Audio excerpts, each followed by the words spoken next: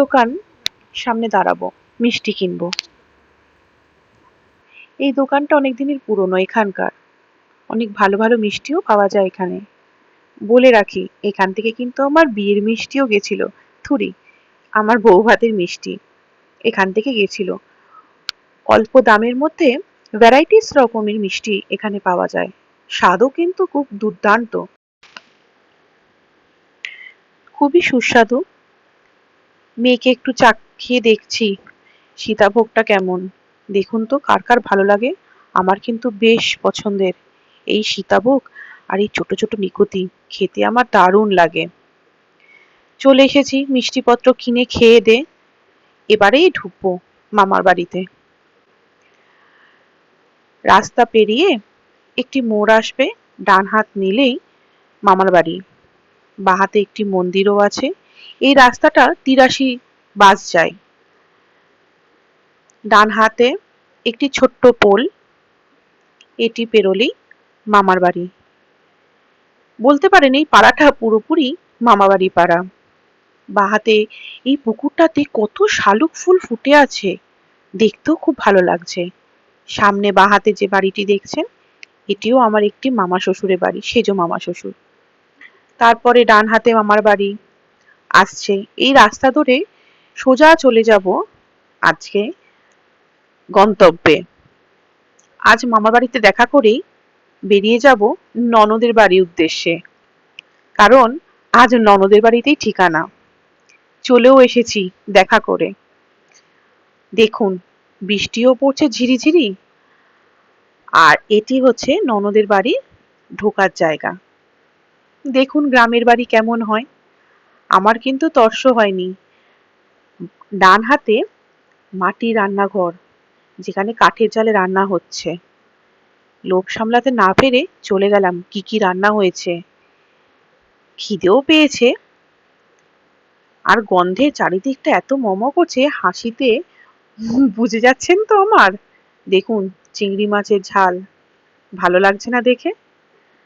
সাথে দেশি মুরগি কেটে রাখা আছে, রান্না হবে। এখনো অবশ্য বসেনি, আঁচ এখনো জ্বলছে। অর্ধেকটা হয়েই গেছে রান্না, শুধু মাংসটি হলেই কমপ্লিট। দেখুন কেমন আগুন জ্বলছে। ছিমছাম, কিছু নেই সেমন বিশেষ।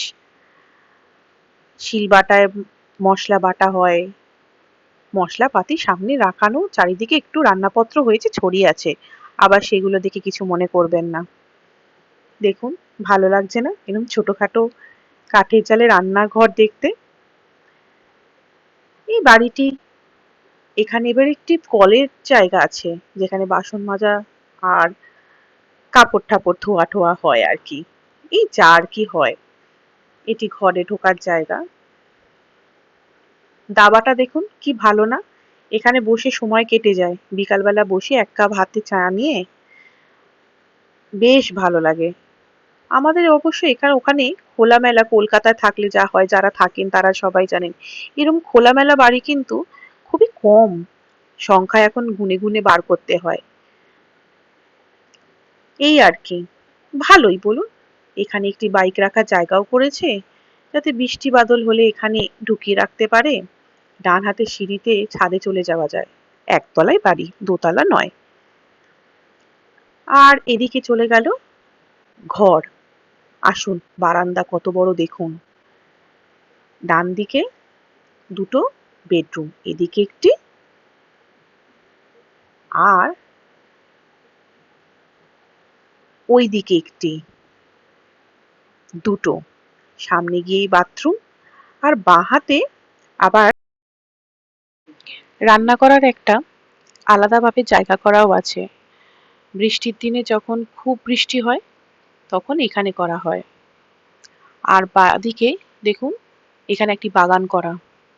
এখানে কিছু গাছ আছে, আশফল গাছ, পেয়ারা গাছ, লেবু গাছ, এই আর কি, যেমন বাগান টাইপের থাকে।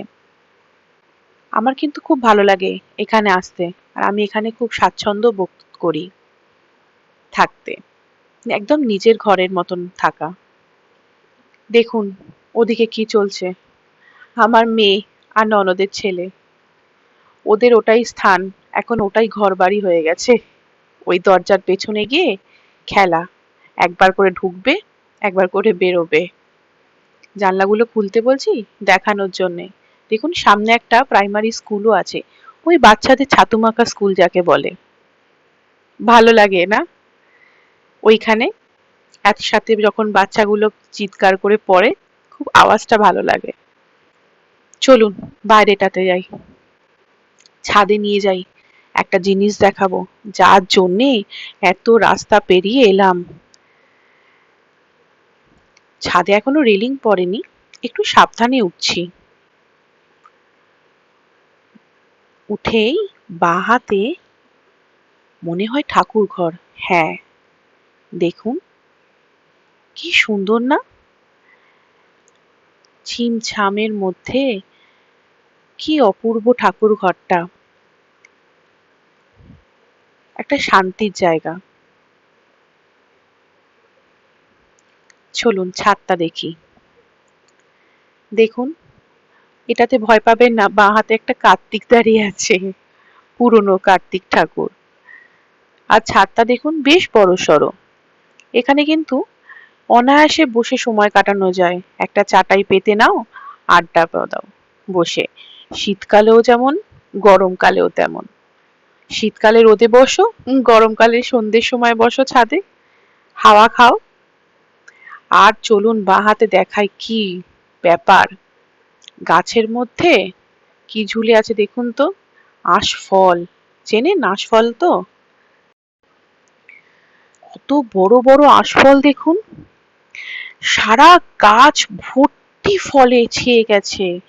আর ডালগুলো ফলের ভারে একদম নুয়ে পড়েছে, জাল বিছিয়ে দেওয়া হয়েছে, না হলে বাঁদর আসে তো ডাল ভেঙে নিয়ে যায়।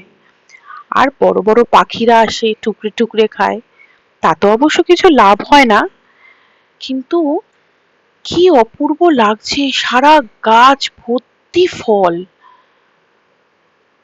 আমি তো অবাক। দেখুন, বাজার থেকে কিনে খাওয়া আর গাছ থেকে সদ্য পেড়ে খাওয়ার মধ্যে মজাটাই আলাদা, এর স্বাদই আলাদা। আর দেখুন কত মৌমাছি বোলতা ঘুরে বেড়াচ্ছে, এই এত অবশ্য মিষ্টি আশফলগুলো, এত সুন্দর খেতে, প্রতিটা আশফল একদম গুড়ের মতন মিষ্টি। এদিকে দেখুন পেয়ারা গাছে এত পেয়ারা হয়েছে, একদম ভারে নুয়ে গেছে। দূরে কত আশফলের গাছ, আর প্রতিটা গাছে ফল ধরেছে এবার। সেই আমের মুকুল আসলে যেমন গাছ ভর্তি হয়ে থাকে, ঠিক গাছগুলোকে সেরকম লাগছে। ফলগুলোকে দেখুন, আশফলগুলো কত বড় বড়। খাবেন নাকি? নিচে এসে গেলাম। চলুন, কড়াতে মাংস পড়ে গেছে, কষানোও শুরু হয়ে গেছে। আর কিছুক্ষণের অপেক্ষা, তারপরেই ভাতের পাতে পড়বে গরম গরম দেশি মুরগির ঝোল। অবশ্য এটা মোরগ, মুরগি নয়। কষানো হচ্ছে, রান্নাটা অবশ্য করছে জামাইবাবু, আমরা অবশ্য সুজনদা বলি। এদিকে আমার মেয়ের স্নানের টাইম হয়ে গেছে, ওর কিন্তু মজা ভীষণ। দেখুন মাংসের কালারটা কেমন হয়েছে, এটা অন্য একটি বাড়িতে যাবে বলে তৈরি হচ্ছে। আর মাংসের সাথে খাবো না লেবু, দেখুন গাছ থেকে পাড়তে চলে গেছি লেবু। কত লেবু হয়েছে দেখুন, গাছ ভর্তি লেবু, যেগুলো বড় বড় লেবু দেখে বুঝে পাড়া হচ্ছে। আর প্রতিটা লেবুগুলো মধ্যে এত রস আর এত গন্ধ, কি বলবো, খুব সুন্দর স্বাদ ছিল লেবুগুলোর। লেবুগুলো কাটা হচ্ছে আর চারিদিকটা গন্ধে ম করছে, একদম টাটকা লেবু। ভাতও পড়ে গেছে পাতে, ভাত, তরকারি, চিংড়ি মাছের ঝাল, যেটা আপনাদের আগে দেখিয়েছি, আর তার সাথে দেশি মাংসের ঝোল গরম গরম। আর কিছু লাগে? লাগে না, না? বেরিয়ে পড়েছি বাড়ি যাবার উদ্দেশ্যে সন্ধ্যের সময়, কিন্তু হালকা বৃষ্টিও পড়ছে জানেন তো, দাঁড়িয়ে পড়েছি, বাচ্চা নিয়ে এসেছি তো, আমার মেয়ে ছোট, তাই রাস্তার ধারে দাঁড়িয়ে একটু জিরিয়ে নিচ্ছি যে বৃষ্টিটা কমলে আবার একটু যাব, বাইকে যাব, এত দূরের রাস্তা। আর পাশে চপের দোকান, গরম গরম চপ ভাজছে, নিজেকে আর সামলাতে পারি, ঢুকে পড়লাম কিনতে। এইবারে দেখছি কত রকমের চপ, আলুর চপ, বেগুনি, ফুলুরি, আবার মুড়ি মাখিয়ে দেবার ব্যবস্থাও আছে। না, আর থাকতে পারছি না, নিয়ে নিলাম চপ গরম গরম রাতের অন্ধকারে। আর ভিডিও করলাম না, এখানেই রাখছি। শুভরাত্রি। আগামী ব্লগে আপনাদের সাথে আবার দেখা হচ্ছে। সবাই ভালো থাকবেন, সুস্থ থাকবেন।